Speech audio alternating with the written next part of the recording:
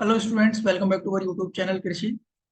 आपको ICR JRF examination के बाद क्या करना चाहिए और क्या नहीं करना चाहिए, हम इन दोनों पॉइंट्स के बारे में डिस्कस करना चाहेंगे। सबसे पहला पॉइंट कि आपको क्या नहीं करना चाहिए। तो अगर हम यहाँ पे देखें तो आपको ये उम्मीद लगा के नहीं बैठना है कि हमारा जो आंसर की है वो 5 दिन बाद आ जाएगा, 10 दिन बाद आएगा, या आप अलग अलग यूट्यूब चैनल पे जाके देख रहे हैं कि कितने दिन बाद आएगा, क्या कटअप जाता है, कितना रिजल्ट आ सकता है आपका, कौन कौन से क्वेश्चंस आपके गलत हो गए, कौन कौन से क्वेश्चंस आपके सही हो गए। इन सब चक्करों से बचिए आप। और जैसे भी अगर आपका जो एग्जाम है तो एक आप फोकस्ड स्टेज में थे करीब 2 से 3 महीने के, एक अच्छे से आप यहाँ पे तैयारी कर रहे थे। बट ये जो टाइम ड्यूरेशन आएगी, इसमें क्या होता है कि जो स्टूडेंट होता है वो एकदम अपनी जो स्टडी है उससे कट जाते हैं।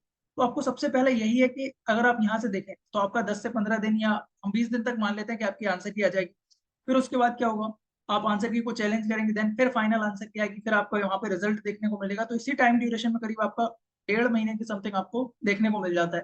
फिर इसके बाद काउंसलिंग का शेड्यूल आएगा, फिर काउंसलिंग आपकी स्टार्ट होगी, फर्स्ट राउंड चलेगा, सेकंड राउंड, थर्ड राउंड।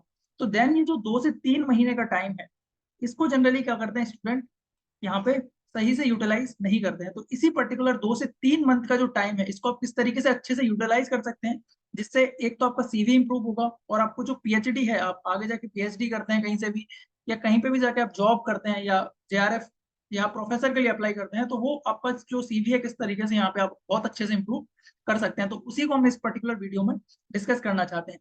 तो ये जो 2 से 3 महीने हैं, इस पर्टिकुलर टाइम ड्यूरेशन को आप यहाँ पे यूटिलाइज कर सकते हैं। सीएसआईआर जो होता है आपका, नेट का council of scientific and industrial research का जो एग्जाम होता है आपका, सीएसआईआर नेट एंड जेआरएफ, इसकी तैयारी कर सकते हैं। इसके साथ साथ आप डीबीटी जो एग्जाम होता है बैट, इसकी आप यहाँ पे तैयारी कर सकते हैं। इसके साथ साथ जो आपका एनवायरमेंट का एग्जाम होता है यूजीसी का,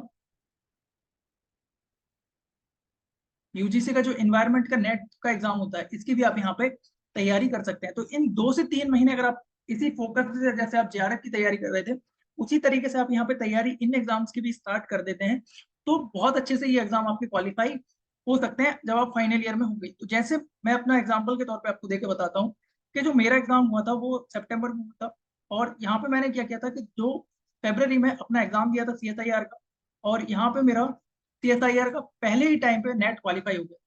तो इस तरीके से आपका देखो, उस पर्टिकुलर एग्जाम की ऐसा कंपलसरी नहीं है कि आप यहाँ पे एमएससी पढ़ने के बाद ही उतना नॉलेज आपके पास रिक्वायर्ड हो।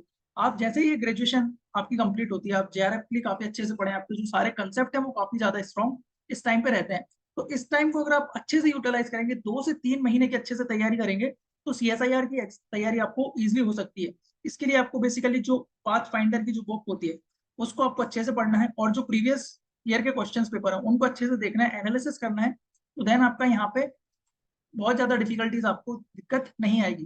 देन इसी तरीके से देखें क्या होता है कि जब फाइनल ईयर में, जब आप स्टूडेंट आप जाते हैं एमएससी फाइनल ईयर में, जब हम जाते हैं तो हमें क्या क्या दिक्कत जनरली फेस करनी पड़ती है। पहली दिक्कत तो यही होती है कि आपका क्या करना है, पूरा का पूरा जो रिसर्च वर्क है वो आपको यहाँ पे एमएससी में कंप्लीट करना है। आपका रिसर्च वर्क हो सकता है कि ज्यादा लेंथी हो, तो आपको 6 6 7 7 8 8 बजे तक वहीं से आप काम करना है, सुबह से शाम तक। देन इसके बाद आपको यहाँ पर जो डिफरेंट सेमिनार हो रहे हैं, आपके मास्टर सेमिनार, मेजर क्वालिफाइंग, इसके बाद आपका क्वालिफाइंग, प्री क्वालिफाइंग, तो ये सबका काफी ज्यादा आपके यहाँ पे लोड रहता है। तो जिसके कारण क्या होता है कि आप वहाँ पे अच्छे से तैयारी नहीं कर पाते हैं, और इसी टाइम पे क्या होता है आपका एसआरएफ का एग्जामिनेशन भी आपको लिखना होता है। तो इन सभी एग्जाम का जब फाइनल में एकदम लोड आता है, तो वहां पे काफी ज्यादा स्टूडेंट को प्रॉब्लम आती है, और कहीं ना कहीं जो रैंक है वो आपके यहाँ से आगे पीछे जाने के चांसेस बढ़ जाते हैं। तो मेरा सजेशन है कि इस पर्टिकुलर 2 से 3 महीने का जो टाइम ड्यूरेशन है, इसको अच्छे से यूटिलाइज करिए। और जैसे आपका सीएसआईआर का एग्जाम है, डीबीटी का जो एग्जाम्स हैं, या यूजीसी के जो नेट, इनको पर्टिकुलर आप यहाँ पे एटलीस्ट तैयारी इतनी कर लीजिए कि जब वो आप फाइनल टाइम पे दें तो वो क्वालिफाई हो जाए। तो ये स्ट्रेटजी आपको यहाँ पे फॉलो करनी है कि इन एग्जाम्स की तैयारी आपको अच्छे से करनी है। जैसे कि मैंने इस साल अपना जो डीबीटी बैट का एग्जाम दिया है, तो इसमें मेरा जो बैट है वो कैटेगरी ए से हम यहाँ पे क्वालिफाई हो गए। तो जब कैटेगरी ए से आप क्वालिफाई होते हैं तो आपको 40,000 पर मंथ की फेलोशिप आपको यहाँ पे मिलती है। तो किसी भी से आप क्वालिफाई हो, चाहे आप सीएसआईआर से क्वालिफाई हो, चाहे आप डीबीटी का नेट निकालें, चाहे आप यूजीसी तो क्वालिफाई हो, तो आपको ये जो फेलोशिप, और जब आप पीएचडी करेंगे तो 42,000 फेलोशिप आपको पर मंथ यहाँ पे प्रोवाइड की जाएगी। 42,000 फेलोशिप। अगर आप जनरली जो जॉब होती है, अगर हम यहाँ पे देखें, जैसे आपकी आरएयू वगैरह की जो जॉब हुई, आपकी एसएडीओ वगैरह की जो जॉब है, तो उनमें भी जनरली आपको इतनी ही सैलरी प्रोवाइड की जाती है। तो इस तरीके से आप अपना जो पीएचडी है उसको एक काफी अच्छे से कर सकते हैं, और जब आपकी जो फाइनल ईयर होगी उसमें आपको ज्यादा लोड भी नहीं होगा कि आपको क्या क्या अलग अलग एग्जाम्स की तैयारी करनी है। और देन जब आप एसआरएफ देंगे तो एसआरएफ आप क्या देंगे, फ्री माइंड से देंगे कि यार अपनी फेलोशिप पहले ही लग चुकी है इस पर्टिकुलर एग्जाम से, अपने लिए बस यहाँ से एक सीट चाहिए। तो देन वो आपको दिक्कत नहीं रहेगी, आपका जो माइंड है वो भी थोड़ा फ्रेश रहेगा यहाँ पे।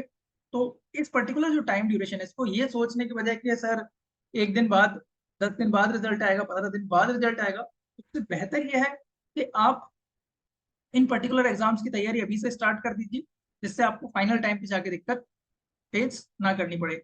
और किसी आप लेक्चर्स देख रहे हैं, वीडियोस देख रहे हैं, 10-10 15-15 वीडियो देख रहे हैं कि 10 दिन बाद आ जाएगा, 10 दिन निकल गए, फिर आप देख रहे हैं कि 11वें दिन आ जाएगा, 12वें दिन आ जाएगा, आज 3 बजे आपका जो रिजल्ट है वो डाउन अपलोड हो जाएगा, 5 बजे आपका जो रिजल्ट है वो अपलोड हो जाएगा। तो इस तरीके से जो वीडियोज हैं उन पर टाइम वेस्ट करने से बेटर है कि इस टाइम को अच्छे से यूटिलाइज करिए। Thank you so much. और अगर आपको कोई भी यहाँ पर डाउट देखने को मिलता है इन पर्टिकुलर एग्जाम्स की तैयारी के रिगार्डिंग, तो वो आप मुझे पर्टिकुलर कमेंट करके यहाँ पे पूछ सकते हैं। तो मैं अपनी तरफ से पूरी ट्राई करूंगा कि आपको वहाँ पे उसको सजेस्ट कर सकूं कि आपके लिए क्या यहाँ पे बेटर रहेगा, अपने जो एक्सपीरियंसेस हैं उनके बेसिस पे। Thank you so much.